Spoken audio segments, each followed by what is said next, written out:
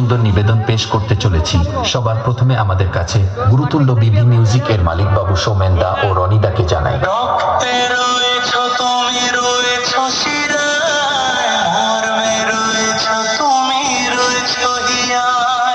ও এই ক্যাবিনেট যিনি নিজের হাতে গড়ে তুলেছেন সেই এএসবি ক্যাবিনেট সুকুমার দাকে ও টেকনিশিয়ান ভজা দাকে সম্মান জানাই।